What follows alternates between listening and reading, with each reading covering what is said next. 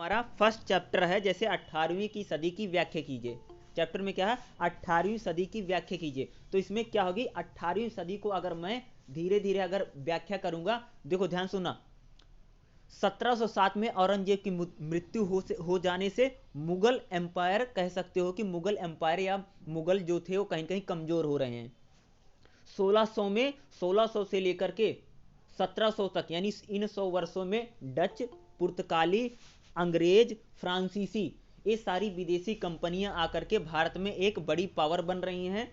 बंगाल एक स्वतंत्र राज्य की उदय में उसमें उसका उद्भव हो जाता है, या क्षेत्रीय शक्तियां कहीं हो रही थी। यानी कह सकते हो कि औरंगजेब की मृत्यु हो जाने के कारण मुगल सल्तनत एक प्रकार से कह सकते हो कि पतन की ओर बढ़े, मुगल पतन की ओर जा रहे हैं। और 1757 अगला पॉइंट कह सकते हो कि 1757 और 1764 में, 1757 और 1764 में प्लासी और बक्सर जीतने के बाद अंग्रेज एक, क्या कह सकते हो कि अंग्रेज एक प्रकार से हम देखेंगे कि पॉलिटिकल पावर गेन कर चुके हैं। एक प्रकार से उन्होंने कि 1764-57 जीतने के बाद उन्होंने बंगाल, बिहार, उड़ीसा, इनकी कहीं कहीं उनको क्या मिल गई, जमींदारी मिल गई, यानी वहां के उनको जमीनी अधिकार मिल गए। यानी अब ईस्ट इंडिया कंपनी क्या करती थी, ट्रेड के साथ साथ क्या करती थी, एक पॉलिटिकल पावर बन गई है। उधर फ्रांसीसी हैं, डच हैं, इस प्रकार के लोग हैं। और 17वीं सदी में एक घटना में और बताता हूं कि उसी में एक नए राज्य का उद्भव हुआ है, उसका नाम है मैसूर।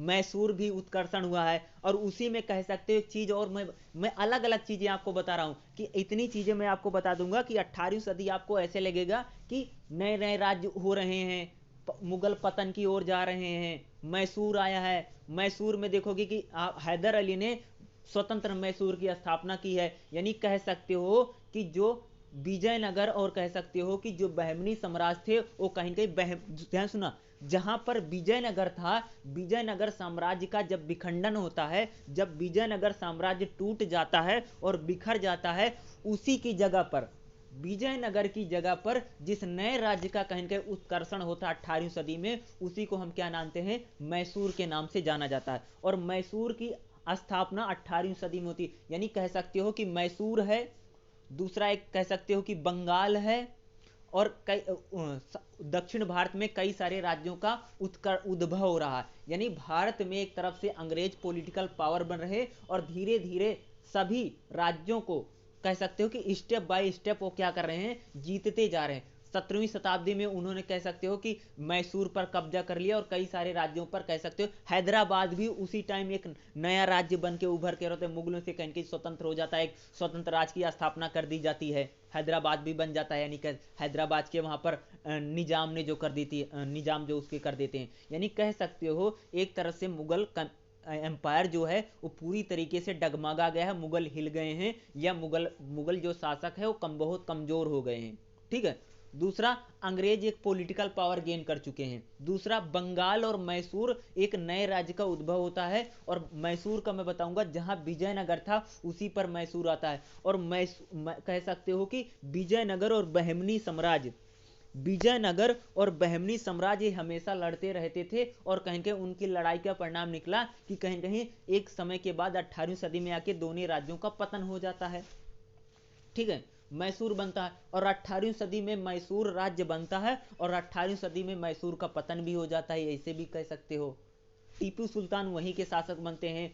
1782 में टीपू सुल्तान क्या बनता है कि मैसूर के शासक बनते हैं। आपने बहुत नाम सुना होगा मैं टीपू सुल्तान का। ठीक है, तो टीपू सुल्तान किससे लड़ाई कर रहे थे, उनका जो युद्ध होता है मैसूर और आंग्ल मैसूर युद्ध के नाम से पढ़ोगे।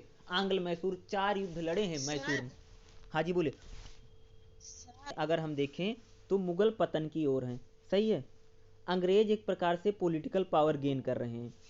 उधर देखोगे कि विजयनगर बहमनी का पतन हो गया, बंगाल एक नया राज्य बन गया, मैसूर अलग हो गया, मुगलों से कई सारे स्वतंत्र शासक बन गए। यानी भारत का भविष्य क्या होगा, ये कहीं कहीं अंधकार में जा रहा है कि नहीं बताओ।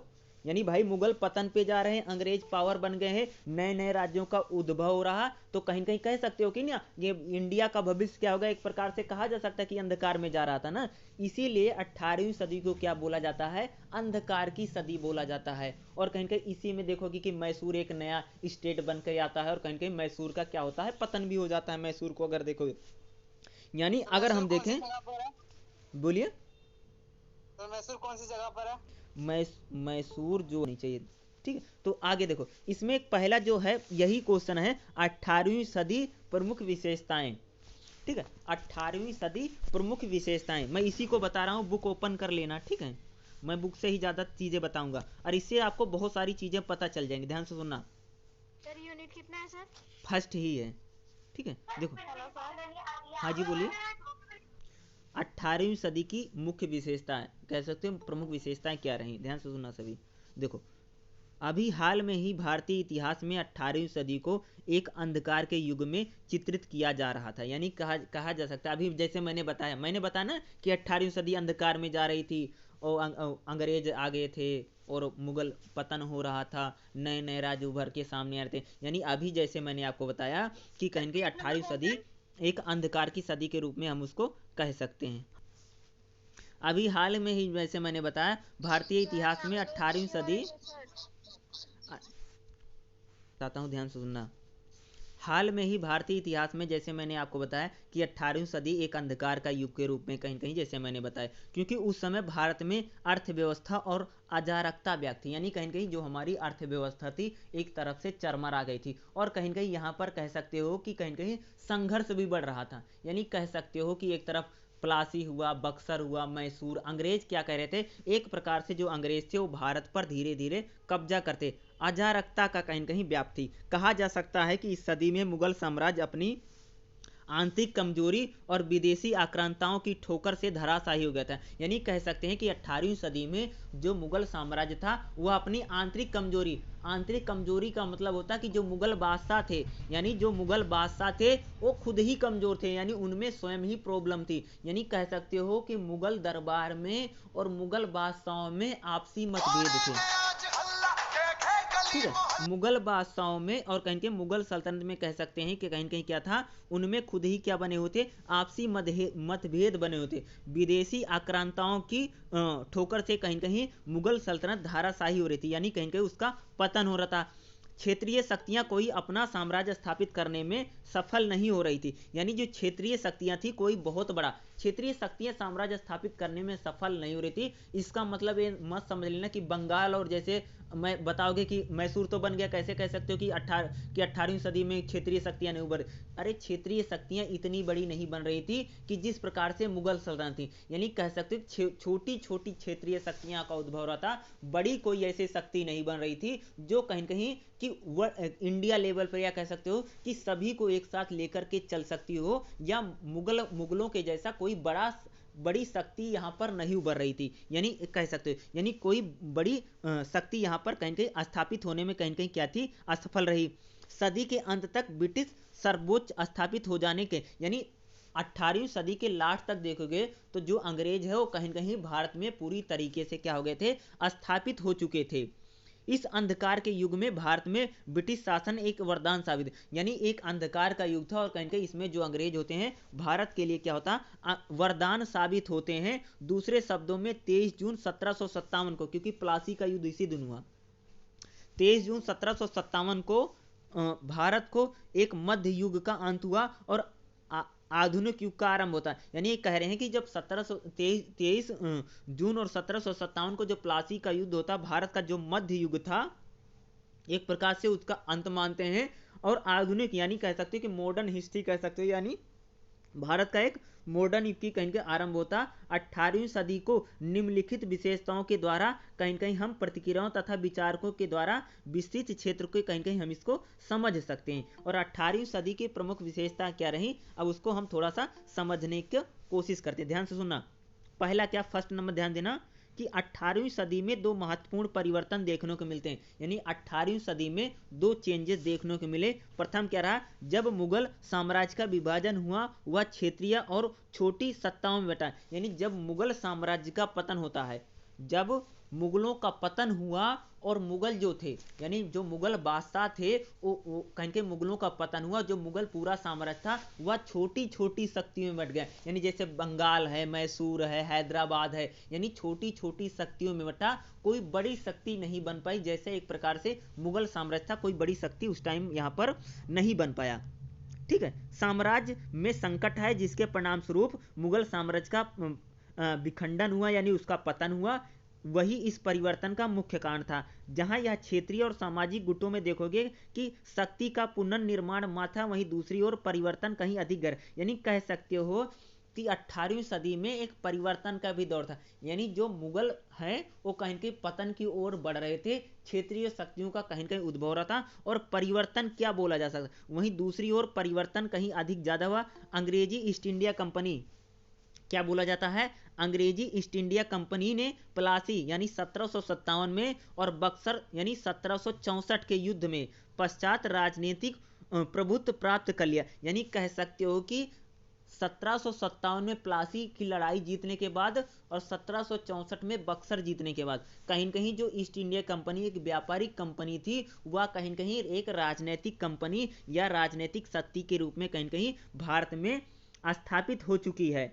इसके फलस्वरूप नए बदलाव आते हैं और सबसे बड़ा परिवर्तन समुद्रिक व्यापार संगठन में हुआ। यानी जो समुद्र व्यापार था, कह सकते हैं कि समुद्र अंग्रेज जो आते हैं, अंग्रेज जो कहीं कहीं एक पॉलिटिकल पावर बनते हैं, उसमें परिवर्तन क्या है कि समुद्री व्यापार में एक बड़ा परिवर्तन आता है। और समुद्री व्यापार में क्या परिवर्तन था, ध्यान दो, समुद्री व्यापार में परिवर्तन आया। ईस्ट इंडिया कंपनी अब भारत में एक अपना प्रभुत्व स्थापित हो चुका था। उसने अपने राजनीतिक आधिपत्य को सैन्य और व्यापारिक कार्य में प्रयुक्त किया। इस प्रकार ईस्ट इंडिया कंपनी एक व्यापारिक कंपनी से राजनीतिक, यानी ईस्ट इंडिया कंपनी क्या थी, ईस्ट इंडिया कंपनी ने क्या, अब धीरे धीरे अपनी सेना को बढ़ाना स्टार्ट करती है और कहीं कहीं एक पॉलिटिकल पावर बनती। यानी कह सकते हो कि एक जो कंपनी यहाँ पर बेचने के लिए आई थी, अपने सामान बेचने के लिए आई थी, वही कंपनी धीरे धीरे 1757 में प्लासी और 1764 में बक्सर जीतने के बाद एक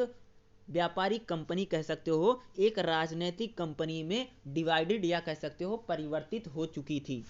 ठीक है, अब धीरे धीरे दूसरा क्या है, इतिहासकार 18वीं सदी को एक दीर्घकालिक सदी के रूप में देखते हैं। यानी इतिहासकार क्या कहते हैं कि 18वीं सदी जो है एक दीर्घकालीन सदी के रूप में देखते हैं, जिसके द्वारा इनके प्रभाव को पूर्ण रूप से समझने में मदद मिलती है। क्या कहते हैं इतिहास का, ध्यान सुना, नवीन व्याख्याओं के अनुसार इस सदी में राजनीतिक गतिशीलता का बीज 1980 के आसपास मुगल यानी 1680 के आसपास मुगल साम्राज्य के विखंडन के रूप में देखा जा सकता है।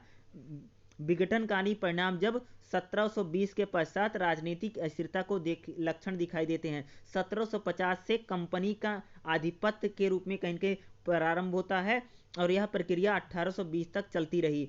सभी स्वदेशी राज्यों का विलय अंग्रेजों ने अपने शासन करने वाले राज्यों में कर लिया। वे कंपनी में सहायक संधि के तहत मित्र बन गए। यानी कह सकते हो अंग्रेज जो थे वो धीरे धीरे सभी भारतीय राज्यों को अपने साथ मिलाते जाते हैं। किसी को उन्होंने संधि के साथ जोड़ा, किसी को उन्होंने लालच देके जोड़ा, किसी को उन्होंने युद्धों में हराया। यानी कहीं न कहीं स्टेप बाय स्टेप धीरे धीरे क्या होता, 18वीं सदी में कह सकते हो अंग्रेज या वहां पर लिखना ईस्ट इंडिया कंपनी एक कह सकते हो कि भारत में बहुत बड़ी राजनीतिक शक्ति के रूप में क्या हो गई थी, स्थापित हो चुकी थी।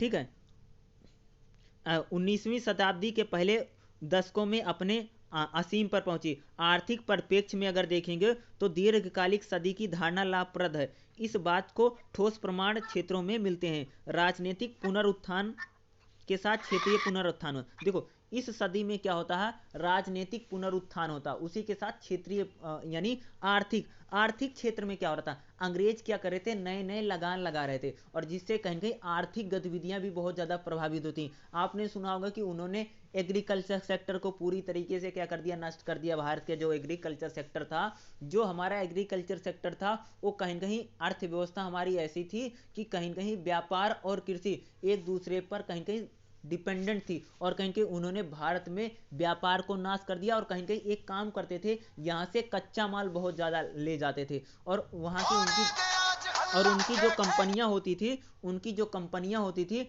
उनकी कंपनियों में क्या होता था, जो कच्चा माल जाता था उनका कहीं कहीं प्रोडक्शन किया जाता था और भारत में आकर उसको क्या बेचा जा सकता था। एक टाइम पर मैं तुमको ये बता सकता हूँ, एक टाइम पर क्या हुआ था कि एक अंग्रेज अपनी डायरी में लिखता है कि मेरे घर की जो अलमारी है उसमें भारतीय कपड़े भरे पड़े हैं। बोलिए। हाँ जी बोलिए। क्या बोलना है बोलो ना, डिस्टर्ब करता है बीच में। ठीक है, आगे सुनो। सर कंटिन्यू कीजिए। ठीक है, देखिए क्या होता है अभी जो मैं आपको बता रहा था कि एक अंग्रेज क्या लिखता है, इससे समझ सकते हो कि कहीं कहीं भारतीय जो उत्पाद थे वो ब्रिटेन में कितने फेमस थे। एक अंग्रेज अपनी डायरी में लिखता है कि मेरे घर की अलमारी में जो विदेशी यानी भारतीय जो कपड़े हैं वो भरे पड़े हैं, और मेरी रसोई में यानी किचन में जो मसाले हैं वो सारे भारतीय हैं। यानी कह सकते हो कि भारत के जो कपड़े थे और जो मसाले थे वो कहीं कहीं ब्रिटेन में बहुत बड़ी मांग थी और बिक रहे थे। और कहीं कहीं कह सकते हो इतनी बड़ी मांग को, इतनी बड़ी चीज़ों को कहीं कहीं अंग्रेजों ने स्टेप बाय स्टेप यानी कहीं कहीं स्टेप बाय स्टेप यानी कह सकते हैं कि परत दर परत कह सकते हैं, यानी कहीं कहीं उन्होंने प्रतिबद्ध तरीके से कहीं कहीं उन्होंने पूरे भारतीय जो पूरा जो हमारा व्यापार था उसको तहस नहस कर दिया। और धीरे धीरे आप सुनोगे कि वो बाहर से कच्चा माल भी ले जाते थे, बहुत ज़्यादा बाहर से कच्चा माल जाता था। और इंग्लैंड में क्या होता, ब्रिटेन में क्या होता कि वहाँ पर औद्योगिकीकरण हुआ गया था। और ब्रिटेन में जो पूरा औद्योगिकीकरण हुआ था उससे क्या होता है कि वहाँ पर उनके वो प्रोडक्ट बनाते थे और भारत को उसको ला करके बड़ी संख्या में बेचा जा सकता था। तो कहीं कहीं इससे क्या होता है, एक प्रकार से कहीं कहीं भारत में अगर देखोगे तो कहीं कहीं अंग्रेज कहीं कहीं एक प्रकार से कहीं कहीं वो राजनीतिक शक्ति के साथ साथ धीरे धीरे एक अर्थव्यवस्था यानी इकोनॉमी पावर भी धीरे धीरे बन रहे थे। और उन्होंने इकोनॉमी को बहुत ज़्यादा क्या कर लिया था, गेन कर लिया था। ठीक है, यानी अब उनकी जो इकोनॉमी थी वो बहुत ज़्यादा क्या हो गई थी, बढ़ रही थी। एक मैं और आपको आंकड़ा बता देता हूँ कि ब्रिटेन में अगर आप यूरो यानी आप ब्रिटेन को देखोगे तो उसमें क्या था कि लगभग मैं आपको बता दूं, हाँ कितना, हाँ शायद जितना उनके पास पैसा, ध्यान सुना कि उनके पास जो विदेशी निवेश था, यानी विदेशी निवेश का मतलब निवेश यहाँ पर यानी विदेश से जितना उनकी जीडीपी में लाभ होता था वह 70% विदेश से लाभ होता था। ठीक है, यानी इससे कह सकते हो कि कहीं कहीं भारत से ज़्यादा कच्चा माल जाता था, वहाँ पर बनता था और भारत में आकर के वही कपड़े डंप होते थे, उनको बेचा जा, यानी कहीं कहीं उन्होंने धीरे धीरे अंग्रेज जो थे एक व्यापारिक कंपनी, धीरे धीरे राजनीतिक कंपनी, और कहीं कहीं वह एक प्रकार से शक्ति भी हासिल करती है यानी सैनिक शक्ति, और कहीं कहीं धीरे धीरे आगे चल करके वह एक इकोनॉमी पावर भी बन जाती है और कहीं कहीं ब्रिटेन को इससे बहुत ज़्यादा लाभ होता है।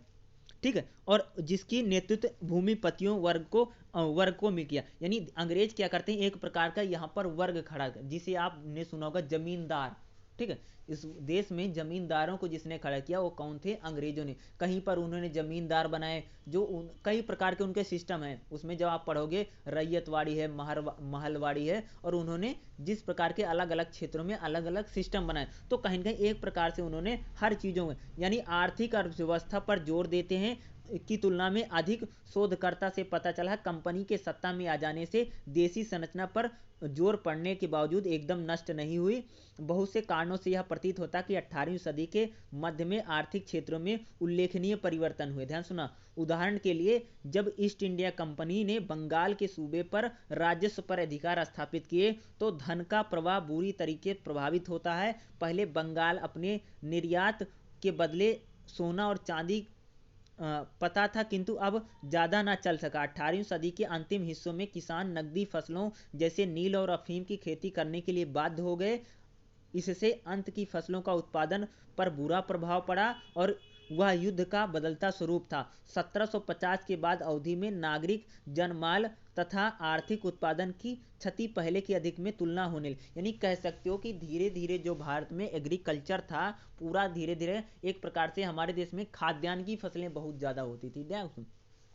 जब आप उससे पहले मैंने आपको बताया है कि BHIC 133 में उसमें मैंने बताया था कि भारत में क्या था, खाद्यान्न की फसलें बहुत ज़्यादा होती थी और कहीं कहीं धीरे धीरे भारत क्या था, नकदी फसलों की ओर बढ़ा। नकदी फसलें क्यों इसलिए होती थी, क्योंकि जो नकदी फसलें होती थी वो कच्चा माल है और कच्चा माल कहाँ जाता था, ब्रिटेन की इंडस्ट्री में जाता था। यानी अंग्रेजों ने कहीं कहीं भारत की जो एग्रीकल्चर था उसका क्या कर दिया, एक प्रकार से उसको बाजार बना दिया। एक प्रकार से जो यहाँ पर अब खेती व्यापारिक खेती हो गई और व्यापारिक खेती होने से कहा, क्योंकि अब जो किसान है जब वह खाद्यान्न नहीं करेगा तो खाएगा क्या। अगर किसान सिर्फ किसान को खाने तक ही सीमित मत सोचना, क्योंकि किसान जिन चीज़ों का उत्पादन करता था वो चीज़ें क्या होती थी, उससे पूरा देश कहीं कहीं अपना भरण पोषण करता था, यानी खाने पीने की चीज़ें कहीं कहीं उसके लिए होती थी। अब धीरे धीरे भारत में क्या होने लगा कि उसके पास जो खाने पीने की चीज़ उसकी धीरे धीरे भारत में होती किल्लत यानी कमी होती चली जाती है। धीरे धीरे अब भारत में जब किसान जो यहाँ वानी जो फार्मर्स था,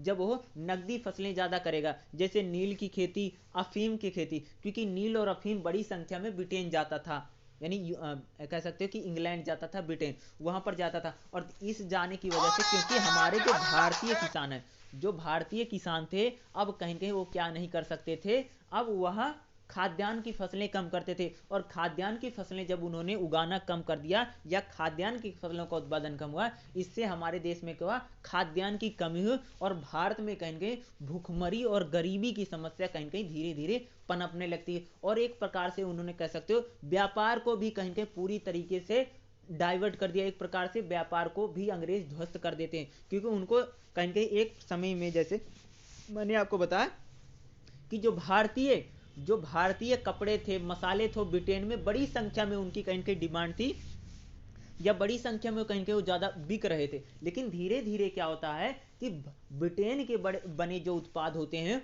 वो भारत में बड़ी संख्या में बिकने, क्योंकि मान लो, ध्यान सुना, क्या होता है कि जब अंग्रेजों ने कई सारे साम्राज्य को अपने अंदर ले लिया, तो जो व्यापार होता था, व्यापार को सपोर्ट किसने दिया था, जो हमारी देसी रियासतें थी, उन्होंने व्यापार को सपोर्ट दिया था। तो कहीं के सपोर्ट सिस्टम खत्म हो गया। अगर देखोगे कि जो हमारे देसी रियासतें थी, जो भारतीय देसी रियासतें थी, जब उन देसी रियासतों को अंग्रेजों ने अपने शासन में मिला लिया, एक प्रकार से इसमें एक हेडिंग लिखते हैं कि कहीं कहीं व्यापार और कहीं कहीं खरीदार दोनों तरीके से समाप्त हो गए, यानी खरीदार और कहीं कहीं उत्पादक दोनों तरह के व्यापार में समाप्त। यानी उत्पादक कौन है, यानी जो लोग भारत में कुटीर उद्योग जो होता है, यानी जो आप जैसे ब्रिटेन में कोई उत्पाद बनता था ना, मशीन से बनेगा तो जल्दी बन जाएगा, और जब हाथ से बनेगा, भारत में क्या बनता था, हाथ से बनाते थे, कपड़े उपड़े सारी चीजें बनती थी। दूसरा, हमारे यहाँ टाइम भी ज्यादा लगता था, पैसे भी ज्यादा लगते। और ब्रिटेन के बने जो कपड़े होते थे, मशीन के बनते थे, जल्दी बनते थे। उसमें क्या होता, एक सिंथेटिक कलर होता है, यानी जो कलर होता, हमारे यहाँ पर प्राकृतिक कलरों का कहीं कहीं यूज हो रहा था, यानी कहीं कहीं उनके जो कपड़े थे सस्ते से सुंदर थे, और कहीं कहीं उनको बनने वाली जो टाइमिंग वो भी कम लगती थी। इसलिए क्या होता, भारतीय जो लोग होते हैं को विदेशी कपड़े ज्यादा खरीदने, यानी ब्रिटेन के बने कपड़े खरीदते इसलिए क्योंकि वो सस्ते थे, और भारत में जो बने कपड़े थे वो कहीं कहीं महंगे भी बिक रहे थे। ठीक है, यानी कपड़े महंगे इसलिए थे क्योंकि वो कारीगर बना रहे थे, हाथों से बना रहे थे, और कहीं कहीं उसमें समय भी ज्यादा लगता और सारी चीजें, इससे वो कहीं महंगे थे। और जो ब्रिटेन के बने कपड़े तो सस्ते थे। यानी धीरे धीरे क्या होता, भारत में क्या होता है कि व्यापार भी खत्म, चरमरा जाता है, और कृषि का भी उन्होंने शोषण किया, और कृषि को उन्होंने पूरा खाद्यान्न से कहां पर डिवाइडेड कर दिया, नकदी फसलों पर। और उसमें मुख्य थी अफीम की खेती, और किसकी खेती की जाती थी, अफीम और नील की खेती करते थे। नील किस लिए करते थे, वो कपड़ों में लगता था। और कहेंगे ब्रिटेन में जो कपड़े बनते थे, अब मान लो ब्रिटेन में इंडस्ट्री लग गई है, कंपनी तो लगा लिया है, लेकिन जो सामान कंपनी में बना रहे उसको बेचोगे कहाँ, तो बेचोगे लागे भारत में। और भारत में पहले भारतीय कपड़े हैं, मसाले हैं, तो कहेंगे उनको धीरे धीरे उन्होंने डाइवर्ट किया, या भारतीय जो कपड़े थे ब्रिटेन में जो बिकते थे उन पर तो बैन लगा दिया। अगर कोई अंग्रेज भारतीय कपड़ों को खरीदता था तो उस पर ज्यादा टैक्स लगता था, और कहेंगे भारत से जो कपड़े जाते थे उसमें कहीं कहीं बहुत ज्यादा एक्साइज ड्यूटी सुनते हुए। अब कोई जब माल जाता किसी दूसरे देश में बिकने के लिए, तो उस देश क्या लगाता, उस पर ड्यूटी लगाता। ड्यूटी का मतलब उस पर ज्यादा कला, यानी अंग्रेजों ने भारतीय जो कपड़े थे उन पर ज्यादा एक्साइज ड्यूटी लगा दी। अब भारतीय जो कपड़े थे ब्रिटेन में ज्यादा महंगे बिकने लग गए, तो अंग्रेज थोड़ी खरीदेंगे, कोई खरीदेगा ही नहीं। भारत में भी कहीं सस्ते कपड़े आ गए भारतीय कपड़ों से, तो लोग उसको खरीद लेते थे। यानी कहीं कहीं धीरे धीरे जो व्यापार करने वाले लोग थे उनका कहीं कहीं हमारे जो देसी कुटीर उद्योग थे, या जो देसी कारीगर थे, उनका धीरे धीरे क्या होता है कि पतन होते चला। यानी भारत में कहीं कहीं उन्होंने व्यापारियों का पतन किया, व्यापार उन्होंने पूरी तरीके से ध्वस्त कर दिए, और कहीं कहीं किसानों को भी कहीं कहीं उन्होंने भूमि पर एक प्रकार से देखोगे, एक प्रकार से उन्होंने उनको मजदूर बना करके ही रख दिया। यानी जिस प्रकार के उन्होंने जमींदारी प्रथा और कई सारी प्रथाएं यहाँ पर ला दी। यानी कह सकते हो कि एक प्रकार से कि कहीं कहीं, और 1950 की अवधि के बाद नागरिक जनमाल और इसकी हानि भी होने, तथा इसी युद्ध में नई तकनीकों के उपयोग के दौरान आर्थिक खर्चीली कार बना दिया, व्यापक स्तर पर अन्य अस्त्रागारों का उपयोग किया, किराए के सैनिक का उपयोग किया, स्थापित सेना का रखरखाव सभी प्रकार के लिए बहुत हानिकारक प्रभाव। यानी कह सकते हैं अंग्रेज जो हैं वो इसमें एक और चीज धन की निकासी भी आपको मैं बताऊंगा। धन की निकासी का मतलब क्या होता है, मान लो पहले जब अंग्रेज यहाँ पर आते थे ना, कोई चीज खरीदते थे तो ब्रिटेन से सोने चांदी यानी खरीदने के लिए पैसे देते थे। लेकिन जब अंग्रेज यहाँ पर राजनीतिक शक्ति, ध्यान सुनना, जब अंग्रेज यहाँ पर एक पॉलिटिकल पावर बन गए और उन्होंने यहाँ पर राजस्व कलेक्ट करना है, यानी अंग्रेज राजस्व भी ले रहा है, भारत से सामान भी खरीद रहा है, पैसे भी नहीं दे रहा। पैसे क्यों नहीं, उसने जो राजस्व लिया उसी से सामान भी खरीद लेता। यानी ब्रिटेन से कहीं कहीं जो पहले पैसे लेकर के आना पड़ता था भारत में कुछ खरीदने के लिए, अब अंग्रेजों को भारत से ही पैसे मिल रहे हैं, पैसे भी ले रहे हैं, सामान भी खरीद रहे हैं। यानी कह सकते हो कि एक प्रकार से धन का प्रवाह ब्रिटेन के, यानी भारत से बड़ी जो मुद्रा इकोनॉमी होती है वो धीरे धीरे ब्रिटेन की ओर जाने लग जाती है। एक तरफ से प्रवाह दिखाई देता है। यानी पहले जब अंग्रेज भारत में आते थे वो कोई ना कोई चीजें खरीदते थे तो उसके लिए स्वर्ण मुद्रा या चांदी कुछ भी देते थे, तो अब उनको कुछ लाने की जरूरत ही नहीं पड़ती, बल्कि अंग्रेज क्या है एक प्रकार से यहाँ पर हर चीज फ्री में खरीद लेते हैं। यानी हमारे ही लोगों का राजस्व है और हमारा ही बनाया गया प्रोडक्ट है, हम इसे वो पैसे ले रहा और खरीद ले रहा। तो इसे कहीं कहीं इसी को बोला गया, बहुत सारे लोगों ने इसको बोला इतिहासकारों का, ये धन की निकासी का एक प्रावधान है, ठीक है। और इसको धन की निकासी भी आपको पढ़ने को मिलेगा, अब जब मैं पूरा चैप्टर चलेगा उसमें धन का निकासी मैं आपको बताऊंगा। तो एक प्रकार से कह सकते हो कि अंग्रेज जो है धीरे धीरे कह सकते हो कि इस देश में एक कह सकते हो व्यापारिक कंपनी धीरे धीरे राजनीतिक कंपनी, और वही राजनीतिक कंपनी धीरे धीरे सभी प्रकार के अधिकार और राइट्स को कहीं कहीं क्या कर लेती है, वह हासिल कर लेती है और एक बड़ी कंपनी के रूप में कहीं कहीं, और धीरे धीरे उसने यहाँ पर व्यापार का और कृषि का कहीं कहीं उसने पतन कर दिया, और कहीं कहीं ब्रिटेन के जो बने उत्पाद थे बड़ी संख्या में क्या थे अब भारत में आकर के बिकने लग गए।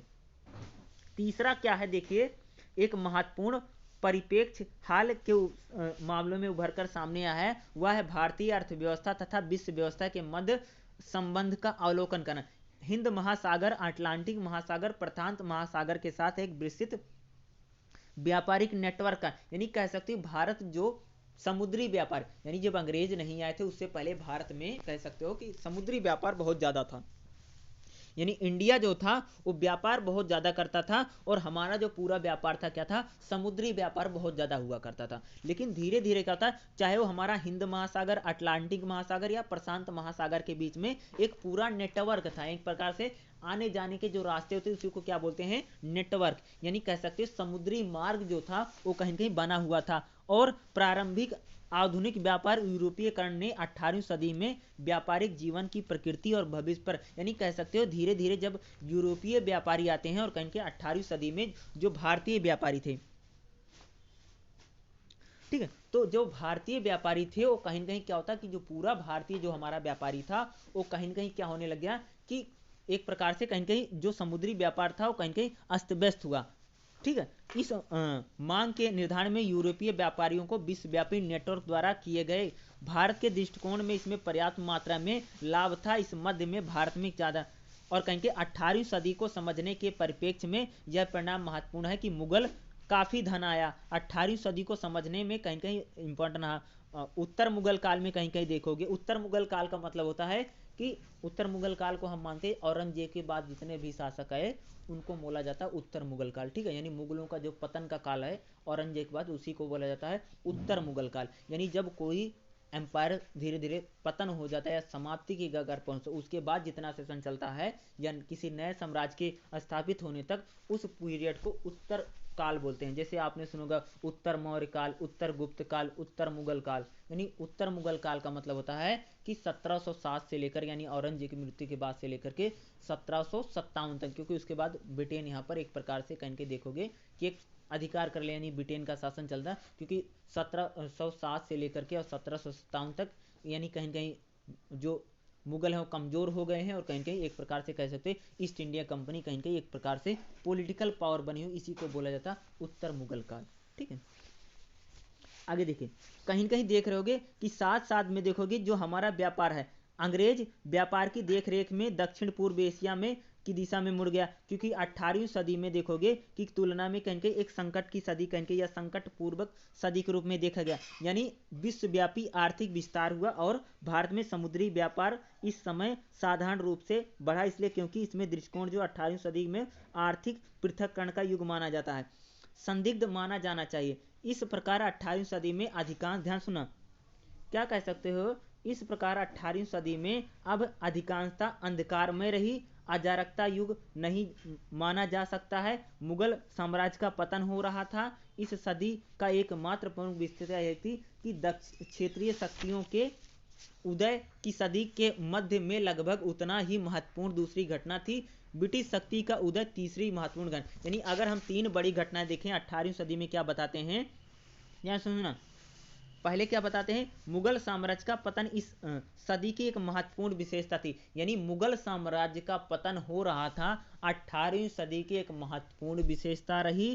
क्षेत्रीय शक्तियों का उदय इस सदी की लगभग उतनी ही महत्वपूर्ण दूसरी घटना थी। और ब्रिटिश शक्ति यानी अंग्रेज यानी जो ब्रिटिश शक्ति थी का उदय हो रहा था, यह तीसरी महत्वपूर्ण घटना हम कह सकते हैं। यानी 18वीं सदी की अगर महत्वपूर्ण जब आएगा, 18वीं सदी को अंधकार की सदी क्यों बोला जाता है, जब ये क्वेश्चन पूछा गया 18वीं सदी को अंधकार की सदी क्यों कहा जाता है, तो आपको यही लिखना होगा। और इसी में आपको, जैसे मैंने शुरू में जब मैंने चैप्टर स्टार्ट किया था, जितनी चीजें मैंने बोली थी वो सारी चीजें अभी जो मैंने बताया है, इनको आप अगर इंक्लूड करके लिख दोगे तो आपका जो क्वेश्चन होगा ना पूरा कंप्लीट हो जाएगा। ठीक है।